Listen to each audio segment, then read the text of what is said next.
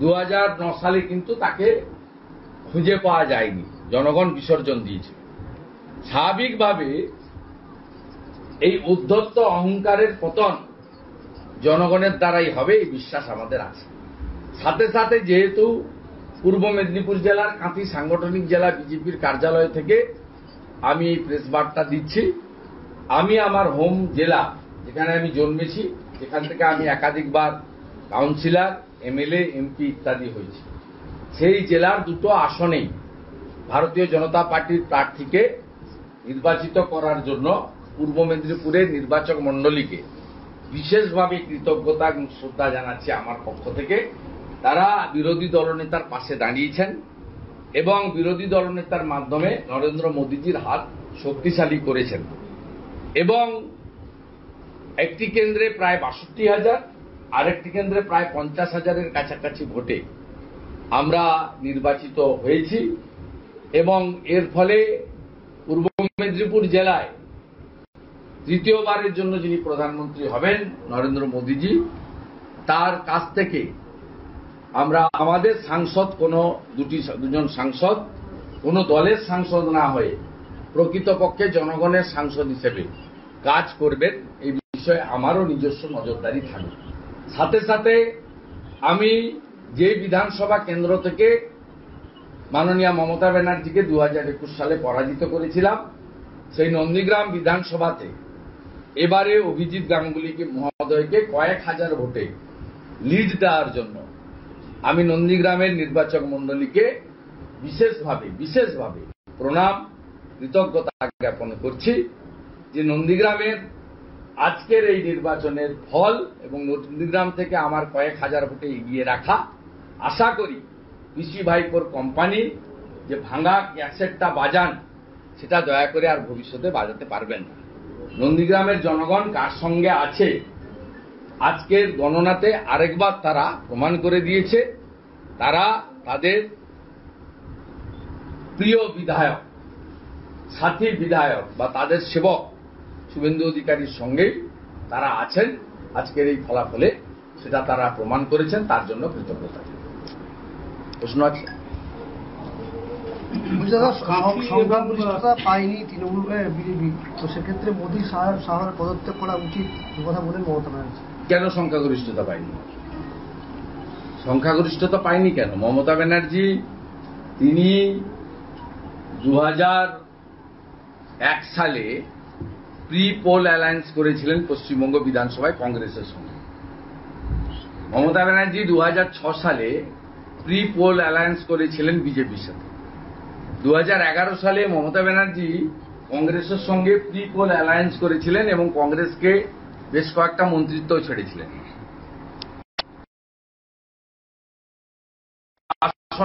চুরি করবো, ED CBI ধরবে না,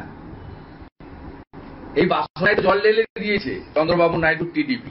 একটু আগেই তারা প্রেস কনফারেন্স করে বলে দিয়েছে যে আমরা প্রি পোল অ্যালায়েন্স করে এনডিএর সঙ্গে লড়েছি, আমরা রিজিওনাল পার্টি, আমরা এনডিএর সঙ্গেই থাকব। অতএব মমতা ব্যানার্জি যতই দিবা স্বপ্ন দেখুন না কেন, জাতীয় রাজনীতিতে তার কোনো ভূমিকা থাকবে না। তিনি এইটা নিয়ে আনন্দ থাকুন, 22টা ছিল, কয়েকটা বাড়াতে পেরেছেন।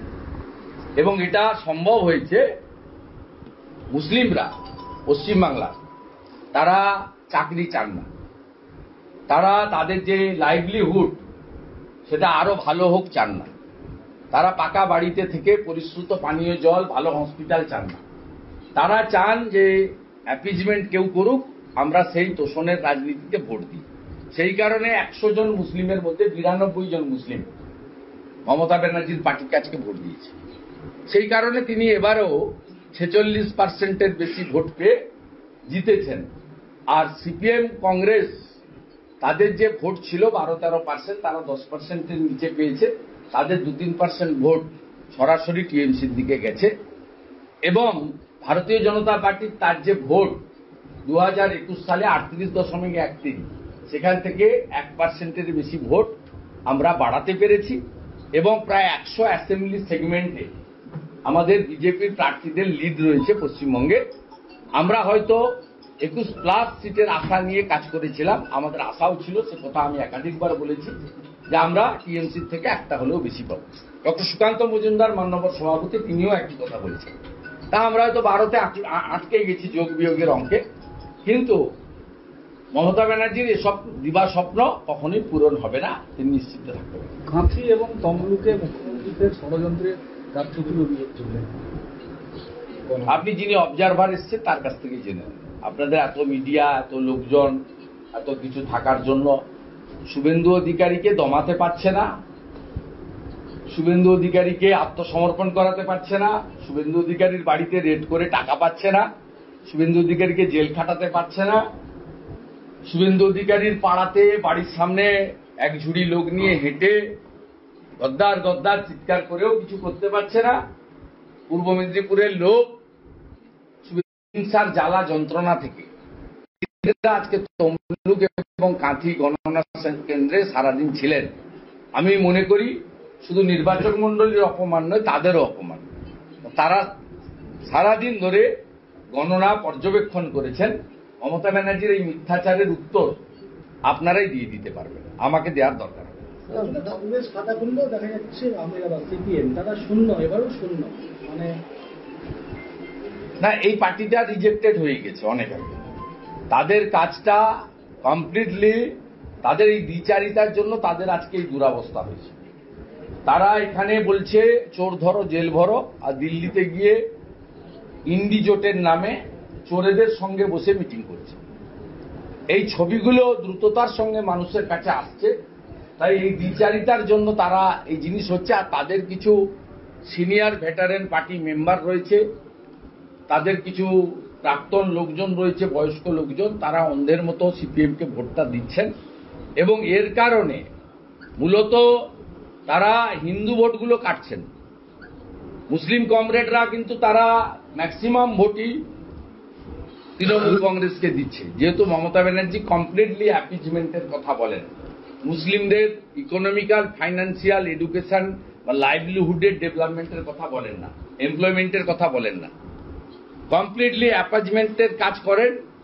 আর সিপিএম কেবলমাত্র কিছু হিন্দু ভোটারদের ভোট কেটে তারা মমতা ব্যানার্জির সুবিধা 21-এও করে দিয়েছিলেন প্রায় 50-55টা আসনে, আজকেও প্রায় 8-10টা আসনে ভোট কেটে দমদম, উত্তর কলকাতা, এরকম বহু সিট আছে, আমি নাম বলে দেবো, যেখানে 20-30-40 হাজার ভোটে বিজেপি হেরেছে। সেসব জায়গায় ভোট কেটে ওদের সুবিধা করে দিয়েছে। সেই কারণে ওরা 29টা পেয়েছে, বলে ওদের 17টা পাওয়ার কথা ছিল। সোশ্যাল মিডিয়ায় এগুলো দাবি করা হচ্ছে